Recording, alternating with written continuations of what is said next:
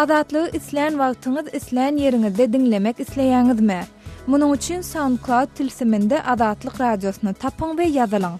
Adatlygyň maglumatlaryny ilkinji bolup dinleň. Play Store'dan ýa-da iTunes'dan SoundCloud'un tilsimini indirmek ýatdan çykarmaň.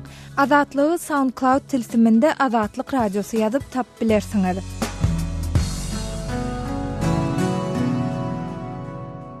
Gepleyer Adatlyk radiosy. Habarlar gündeligimizi men Gözel Hudaýberdiýewa dowam etdirýärin. Soňky günleriň dowamında Şewadyň dukanlarynda azyk haritlarynyň sany we görnüşleri ozalkysyndan has köpeldi. Lomoy we böleklen sowda edýän dukanlaryň ençemesinde hili içinde aptowy diýilip tanalýan bazarda bir karar sowda merkeziniň Kämil dukanynda ilkinji nowatda spirtli içkileriň dürli görnüşleriniň orsetde öndürilen süýjüleriň şeýle-de Ukrainanyň Roshen fabriginiň süýjüleriniň köp mukdarda peýda bolanlygy habar berilýär. Şeýle-de Adatlyk radiosyna soňky günlerde Aşgabatdan gowuşan maglumatlarda aýdylyşyna görä, orsetde öndürilen et önümleri ýene-de satywda peýda bolupdyr. Bu ýagdaý Türkmenistanyň prezidentiniň täze ýyl bayramçylygynyň öň ýanynda halky azyk önümleri we haritlar bilen öpçün etmegi tapşyryp eden çykyşynyň ýa-da gabat geldi. Türkmenistanda şu ýylyň dowamında azyk önümleriniň gytçylygynyň we gymmatlamagynyň ýüze çykmagyna ýurdun daşyndan harit satyn alýan ýerli telekeçilere daşar ýurt pulunda hataplaşyk etmek mümkinçiliginiň resmi derejede ýatyrylmagy öz täsirini ýetiripdi. Daşar ýurt valutasynda daşar ýurtlary bilen sowda etmäge hukuk berilen kärhanalaryň sany çäkli. Şu günler içerki bazarda köp mukdarda daşary ýurt haritlarynyň peýda bolmagy, lomoy sowda edýän kärhanalaryň ýene ençemesine pul çalyşygyna ruhsat berilen bolmagyny çak etmäge esas berýär diýip ýurtda sowda urundaky düzgünlerden ygtybarly çeşmämiz habar berdi. 15-nji dekabrda Aşgabatyň döwlet dukanlarynda 40 günlük ara kesmeden soň çilim hem satylyp başlandy we ýene-de uly nowatlar döredi. Adatlyk radiosynyň Aşgabatdaky çeşmeleriniň maglumatlaryna görä, Aşgabatda döwlet edaralarynyň işgärlerine ençeme aýbäri gejikdirilen aýlyklar berilipdir. Şeýle-de döwlet edaralary bilen işleşen hususy kärhanalaryň ençemesinde şu günler işgärleri bilen hasaplaşylypdyr. Şol bir wagtda häzirki wagtda puly nakdlaşdyrmagyň problema bolmagyna galýanlygy habar berilýär. Adatlyk radiosy bilen söhbetdeş bolan türkmenistanlylaryň aýtmagyna görä, bankomatlaryň azlyk etmegi olaryň köpüsinde ýeterlik möçberde pulyň bolmaýanlygy, ençemesiniň asla işlemeýänligi ýa-da öz pullaryny alyp bilmän kösenmegine sebäp bolýar. İşleýän bankomatlaryň öňünde şu günler uly nowatlar dörýär. Käbir ýerli synçylar soňky günlerde Türkmenistanda haritlaryň çürt kesik köpelmegine ençeme aýbäri öz zähmetkeşleriň öňünde bergedar bolan döwlet kärhanalarynyň bergilerini üzleşmäge ukybynyň artmagyna Türkmenistanyň daşardan gelen goşmaça maliýe serişdesine eýi bolmagynyň sebäp bolanlygy çak edilýär. Hususan da Türkmenistanyň prezidentiniň noýabr aýynda Orsiýeden saparynyň dowamında kar soğuranlygy barada habar berilýär. Orsiýetiň mediasy Gurbanguly Berdimuhammedowyň Rus kärdeşi Vladimir Putindan $2 milliard möçberinde kredit soğuranlygyny habar berdi. 1-nji noýabrda Soçida geçirilen şol gepleşikler ýapyk kapylaryň aňyrsynda bolupdy. Britaniýanyň The Economist neşri dünýäde gazyň bahasynyň ýokary bolan wagtynda ýylda $10 milliard möçberinde girdeje eýi bolan Türkmenistanyň şol puluň aglawasyny awtoritar prezident Gurbanguly Berdimuhammedowyň kaşaň proýektlerine harç edilenligini belläp, ýurdun umumy önümçülüğünün soňky ýyllardaky 10% ösüşden 3% möçberdäki defitsit derejesine ýetenligini, ýurdun valuta rezerwleriniň ýylyň 9 aýynda gowşanlygyny aýdýar. Neşir Türkmenistanyň ykdysady ýyda gaýdyşynyň adaty raýatlary has uly agram salýanlygyny belleýär we hususanda milli manadyň daşary ýurt pullaryna öwrülşiginiň resmi derejede ýatyrylmagynyň haritlaryň 28% gymmatlamagyna, şeýle-de esasy azyk önümleriniň gytçylygynyň döremegine döwlet kärhanalarynda işgärleriň sanynyň azalmagyna getirenligini aýdýar. Şeýle-de The Economist neşriniň bellemegine görä ýyzyna kitap çap etdiren Altyn çaýlan heykelini dikdiren prezident Gurbanguly Berdimuhammedow öz şahsiýet kulturyny güýçlendirmegini dowam etdirdi. Emma ol şol bir wagtda Türkmenistana polisiýa döwlet hökmünde giň derejede garalýan hem bolsa indiki ýylda geçiriljek prezidentlik saýlawlarynyň öň ýanynda ýurdun ykdysady durnuklulygy barada pikir döretmek isleýär. Öz sebitingizde bolýan wakalar barada azatlyga maglumat bermek isleseňiz, bize hat ýollaň. Metbuat email belgisi gmail.com. Siz suratlaryňyzy we videolaryňyzy hem ýollap bilersiňiz. Azatlyk siziň şahsiýetiniňizi gizlenlikde saklar. Siz bolan wakalar barada maglumat beriň. Biz hem habar bereriz. Metbuat email belgisi gmail.com. Gepleyer Azatlyk Radiosu. Habarlar gündeligimizi men Gözel Hudaýberdi we dowam etdirýärin. Azatlyk Radiosynyň Türkmenistandaky habarçysy Hudaýberdi Allaşowyň tutsak edilenine 13 gün boldy. Şun jurnalistiň özüniň we onuň maşgalak zalarynyň ykbaly nämälim galýar. 27 ýaşly Hudaýberdi Allaşow 3-nji dekabrda Daşow welaýatynyň Könörgen çetrawynda güç gullyklarynyň işgärleri tarapyndan öz öýünden alınıp gidilipdi. Şol gün onuň bilen bilelikde ejesi Gurban Täç Arazmiýady we hem tutsak edildi. Polisiýa jurnalisti we onuň ejesini tutsak etmeginiň ýa-ni aýalyny ejesi hem birnäçe gezek soragy çekdi we ony öz adamsynyň tutsak edilenligi barada habar bermek taýplap 3 we 6 ýaşly çağalardyň gözüniň öňünde urup ýençdi. Hudaýberdi Allaşowyň polisiýada elhenç urulyp ýenjilenligini we gynamalara tezewar edilenligini şaýatlar gurrun berdiler. Azatlyk Radiosyna gowşan soňky maglumatda Hudaýberdi Allaşowyň tutsakxanadan etrap keselxanasyna alınıp barlanlygy, ýa-ni onuň özüniň ejesi Gurban Täç Arazmiýadyň aýaly ejeşiň we beýleki maşgalagdalardyň Aşgabatda ekedilenligi aýdyldy. Mundan soň olaryň ykbaly barada habar bolmady. Jurnalistiň kiçi ýaşly çağalarynyň ykbaly hem nämälim galýar. Azatlyk Radiosyna ma'lum bolşuna görä şunlar Hudaýberdi Allaşowyň ýakynlaryna güç edaralarynyň wekilleri tarapyndan azar berilýär. Türkmen resmiýetleriniň jurnaliste 11 kilogram nazy saklamakda günä bildirenligi ma'lum boldy. Birleşen Ştatlaryň Kongresiniň habar beriş serişdesi bolan Azat Ýewropa Azatlyk Radiosy Türkmenistanyň häkimetleriniň Hudaýberdi Allaşowy tutsak etmeginiň hakyky sebäbini onuň jurnalistika işi bilen baglaşdyrýar.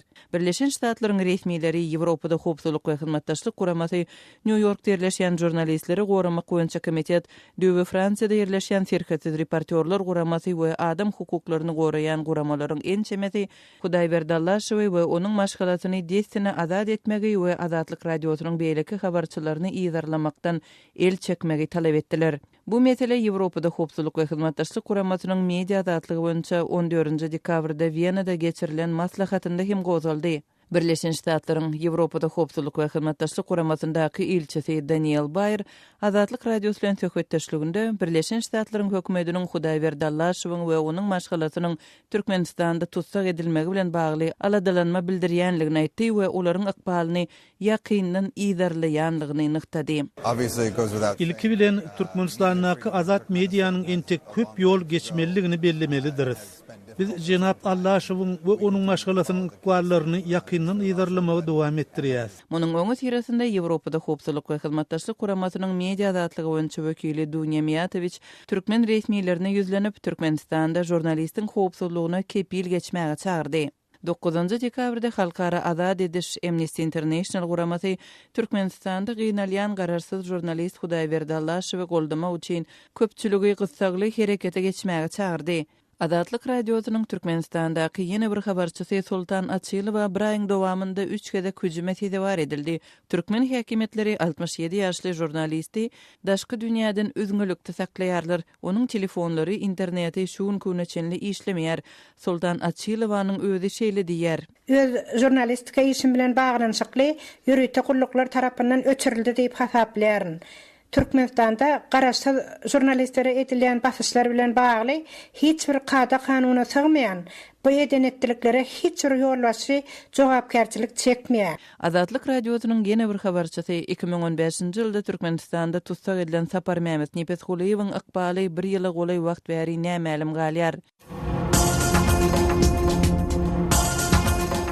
Öz sebitiňizde bolýan wakalar barada adatlyga maglumat bermek isleseňiz, biziň Facebook hasabymyzda ýazyň. Bizi gözlegi bölümine Azatlyk Radiosu ýazyp tap bilersiňiz. Siz suratlaryňyzy we videolaryňyzy hem ýollap bilersiňiz. Azatlyk siziň şahsiýetiniňizi gizlinlikde saklar. Siz bolan wakalar barada maglumat beriň, biz hem habar bereriz.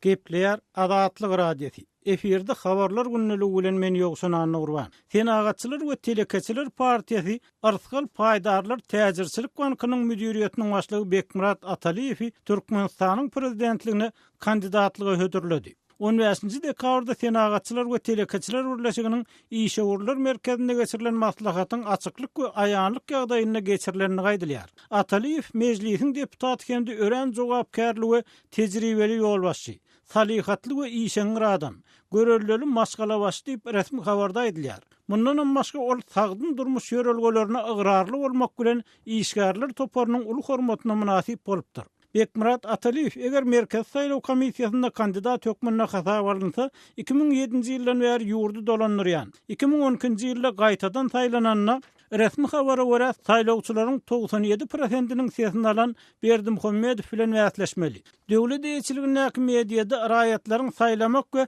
saýlanmak hukuklary, açyklyk we aýanlyk ýagdaý barada aýdylýan sözlere garamazdan Senagatçylar we Telekeçiler partiýasynyň bir agızdan seçen kandidatynyň ýaşy, doglan ýeri, şonuň bilen bir wagtda onuň bitiren hyzmatlary diýilýänler barada adatlygyň yerli seçmeleri hiç bir maglumat berip bilmedi.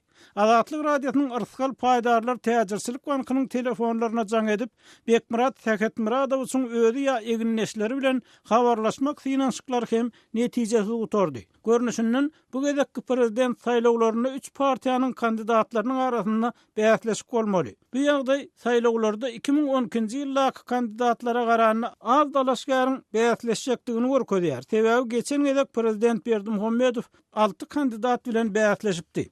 Türkmenistanyň konstitusiýasynyň şu ýyl kabul edilen rejelenen görnüşi siýasy türlüligi we köp partiýalygy ikrar edýär. Şeýle-de baş kanunyny döwletiň raýat jemgyýetiniň ösmek üçin zerur şertler döredýänligi jemgyýetçilik birleşikleriniň kanun öňünde deňdigi aýdylýar. Emma muňa garamazdan synçylar ýurtda opposision siýasy partiýalaryň hasaby alınmaýanlygyny, bu urdak synçyklaryň aktivistleriň ýanylmagy, ruhha sahana salynmagy ýaly faktlar bilen gutorýanlygyny aýdýarlar. Halkara urumlarynyň hasabatlaryna Türkmenistan ýurtdaky siýasat atlygyň derejesi boýunça iza korunlary ýelýär.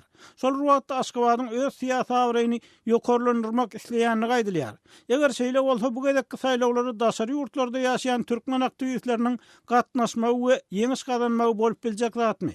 Azat Ýewropa Azatlyk radiosynyň merkezi ýurtlar boýunça eksperti Bruce Pannier beýle ýeňşiň hatda olara ýurda gelip saýlaw kampaniýasyny geçirmäge, adamlara aýtmak isleýän ähli zatlaryň aýtmagy ruhsat berilen halatyny da mümkin näligini aýdýar. We know that Turkmen elections are very stage managed. Everything is all planned out way in advance of the election. Biz Türkmen saýlawlarynyň häkimetler tarapyndan dolandyrylýanyny, hemme zatyň ses berişden hasyn kesgitlenýänligini bilýärsip, Pannier Azatlyk radiosy bilen söhbetdeşlikde aýtdy. Odal habar berilişi ýaly Türkmenistanyň Demokratik Partiýasy 14-nji dekabrda häzirki döwlet başçyny Gurbanuly Berdimuhammedow 12-nji fevralda belirlenen prezident saýlawlaryna kandidat görkezdi.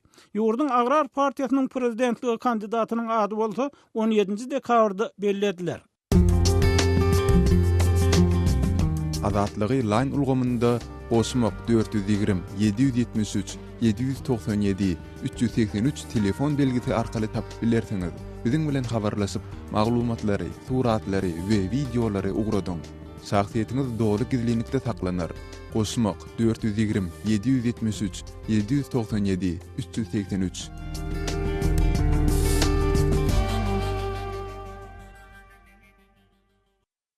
Gepleýär Azatlyk radiosy. Hormatly dinleýijiler, eferde siz bilen men Hudaýberdi Hally, Türkmenistanyň studentlerden ýörüýte resminama talap edýänligi baradaky maglumat bilen gepleşiklerimizi dowam etdirýäris. Daşary ýurtlarda okuyan Türkmen studentleri Türkmenistany dolananyny, olardan yerli bilim edaralaryna hasaba durmak we ýörüýte resminama almak talap edilýär.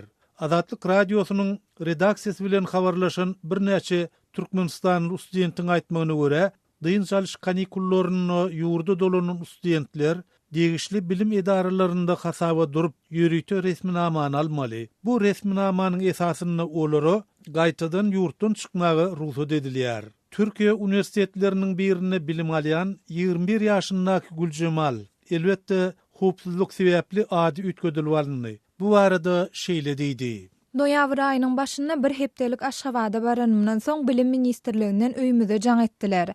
Ejeme meniň ministrlige baryp hasaba durmalydymy, şondan soň maňa ýürüýte resminama berilejekdigini aýdypdyrlar. Men ministrlige baranymda menen haýsy universitetde okuýandymy, okumyň tamamlanmagyna näçe wagt galandygyny we haçan ýydyma gitjekdigimi soradylar. Okuyan universitetime değişli dokumentleri de öz şahsy dokumentlerimi de soradylar. Şondan soň maňa bir spravka gol çekdirip onu Türkiýe gidenimde aeroportda görkezmeli diýdiler.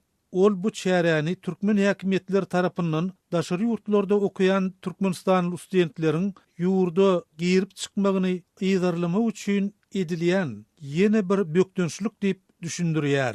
Bizi her gedek öýe baranmyzda jaň edip goýan oklar. Iň geňeri de meniň ýurda baranmy nereden bilýärler. Muňa da düşünemok. Inden bu dokumenti çykardylar.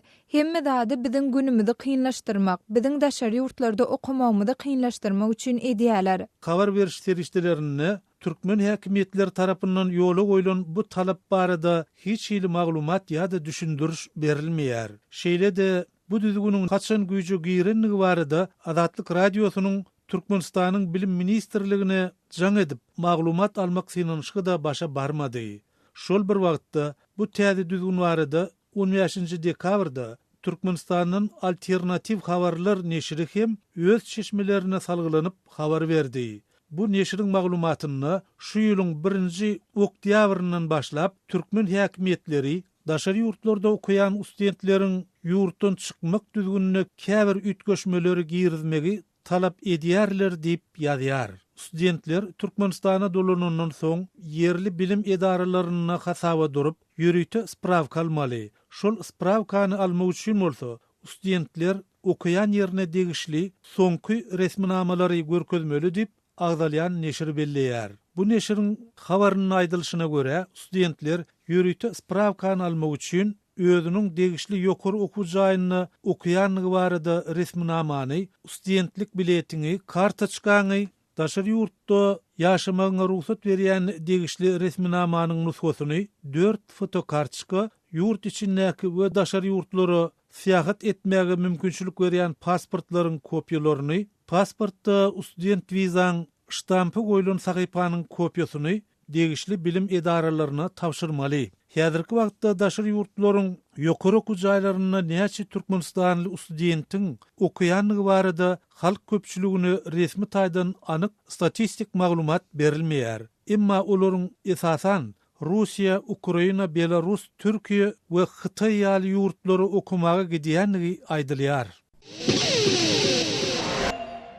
Gepleýär Azatlyk radiosu. Habarlar günnelik gepleşigimizde men Sehra dowam etdirýän. Aşgabatda awtoýolgalaryň hödürleýän hyzmatlarynyň soňky 6 aýyň dowamyny 4-5 esse gymmatlandygy habar berilýär. Aýdylmagyna görä mundan ozal adamlar bir awtology ýuwdurmak üçin 50 manat töläni bolsa, indi bu hyzmat 200-250 manata ýetdi. Biz bu barada jikmejik maglumat almak üçin Aşgabatda ýaşaýan ýazyjy we synçy Amanmurat Bugaýew bilen söhbetdeş boldyk. Yarım yılın dowamyny awtologary ýuwmak üçin edilýän hyzmatlaryň bahasy hem-hemden gymmatly. Meselem bundan bir 6 ay 7 ay öňe awtology ýuwdurmak üçin aňyrsak derejede 50 manat törenen bolsa, indi häzir şu tölew 200-250 manata baryp ýetdi. Ýa-da bolmasa awtologyň bir daşyny hem aýnalaryny ýuwmak üçin tölenýän tölew 10 manat bolan, bolsa häzir olan 50 manatdan geçdi. Muňa da sebäp bolanda aýtapdy, ýylyň 3-4-nji aýyndan ýa-ni ýaz faslyndan başlap awtoýolgalar köpçülik bilen ýapyldy. Oňa da sebäp bolanda birinjiden awtoýolgalaryň bir näsesi döwlet tarapyndan hasaba alınmady. Her kimse beren ýerde awtolog ýolgasyny açyp tutadanyň özüne girdi. Hem de şol awtoýolgalarda işleýänlere aýlyk bol periýanyň üstünde eýsem kanwerde sanıp berilýän näýän aýlyk ol ýagny aýlyklar elin berilýärdi. Bu wedmustat ýüreden ok döwlet gaznasyna ýetirilmeli. Halyklar ýene gaýrylar geçirilen ok. Şu wagtlar hem başga bir näse wagtlar şuna sebäp boldy. Şeýdem awtoýolgalaryň sany paýtatda azally diýen ahyr netijede awtoýolgalaryň hyzmatyny juda gymmatlatdy. Bu gymmatlamanyň sebäbi barada bir düşünürş berilýärmi? Ýagny bolaýma mümkin sebäbi barada bir maglumat berilýärmi? Yok, hiç ýyly maglumat berilen ok.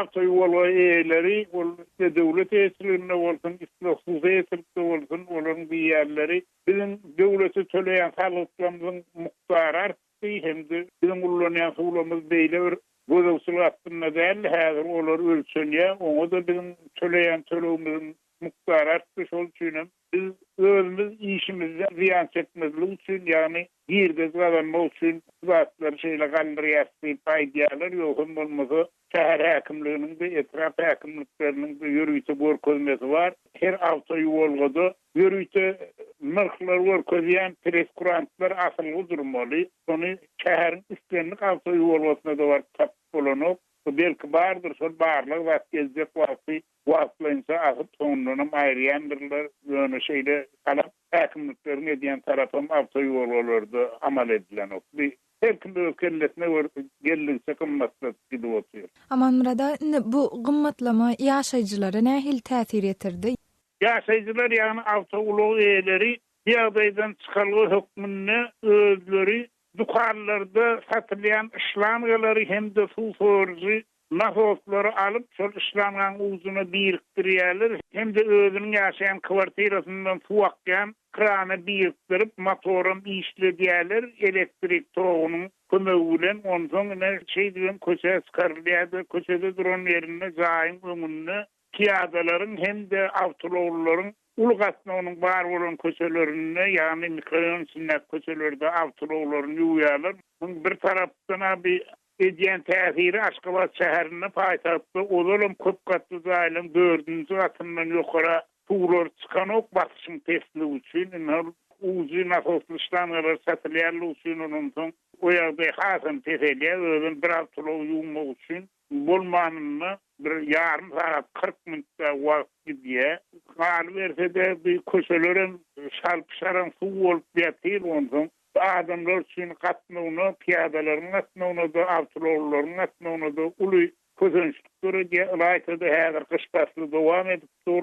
Günlük awtolog ýolan suwlar köşede süräz körçe bolup ýygmanýa hem de giýjelerini doňýa bilen mektepleriniň näk köşelerde de şeýle agalar waglarynyň näk köşelerde de şeýle kimsi taýt ýykylýar, kimsi garal zordurak ýykylman saklaýar.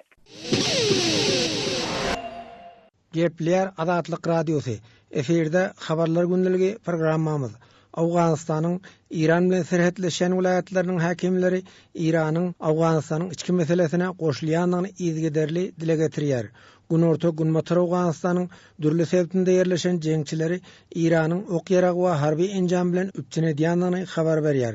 İranam Taliban hereketi bilen gatnaşyk saklaýanlygyny resmi taýdan boyun aldy. Şu barada men Şaýmerdan Gulmurady giňişleýin maglumat berýär. Ma'lum bolşaly Tehranda Islam Birleşigi atly maslahat geçirilýär. Oňa talep topurynyň wekilleri hem çağırlypdyr. Ýöne ýygnaga Awgan resmileri habar edilmändir. İranyň gurnamagynda Islam Birleşigi adynda Tehranda geçirilýän ýygnagyň şu üçünjüsidir. Öňki ýygnaklara Awganystanyň resmi wekiliýeti çağırylýardy. Bu saparky maslahata talep wekilleriniň çağırylmagy Awgan resmilerinde gahar gazap döretdi. Awganystanyň Hac we Dini işleri boýunça ministerligi İranyň bu hereketine iti reaksiýa bildirdi. Awganystanyň Hac we Dini işleri boýunça ministeriniň orunmasary Daýul Haq Awadynyň Adatlyk radiosyna aýtmagyna görä, Taliban faaliýeti gayrimeşru duran. Dawat şondaý prosa, gamal gayrimeşru nizam İran. Taliban hereketi Awganystanda bir kanundur. Awganystanyň kanuny hökümetini goýup İranyň talep toparynyň wekillerini çağırmagy bu ýurduň Awganystanyň içki işine goşulýanlygynyň subutnamasydyr diýip Abdi belledi. Orsiýetden soňra Iranyň Taliban bilen gatnaşyk açandygy barada maglumat ýaýrady. Iranyň Kabuldaky elçisi Muhammad Reza Bahrami öz ýurdunyň Taliban hereketi bilen gatnaşyk saklaýanlygyny resmi taýdan tasdiqlady. Ma ba Taliban temas daryň, temas ma ba Taliban. Talep hereketi bilen gatnaşyk açandygymyzy biz Awgan hökümetine de aýan etdik diýip elçi nygtady. İranyň Taliban bilen hyzmatdaşlygy başlamagyny Awganystanyň Milli Mejlisi berk ýazgardy. Şu ugurda Awgan hökümetiniň alada etmegini sorady. Awganystanyň Milli Mejlisiniň Medeniýet we Dini işleri boýunça komitetiniň başlygy deputat Hanım Humeyra Eýubi Awganystanyň Daşary işler ministerliginiň İranyň bu hereketine nägelelik bildirmeldigini aýtdy. İran'ın Awganistanyň içki işine goşulmagyna ruhsat berilmeli däldigini deputat bildirdi. وزارت خارجه افغانستان صحبت‌های را با جانب ایران داشته باشند در مسائل داخلی افغانستان اینا مداخله نکنند. Hormatly dinleyijiler, şunuň bilen habarlar günneligi gepleşigimizi geçirip oturýas. Programmamyza saatlar ketmeden soň gaýtadan ýazgyda dinläp bilersiňiz. Adatlyk radiosynyň tolkunlaryndan aýrylmaň.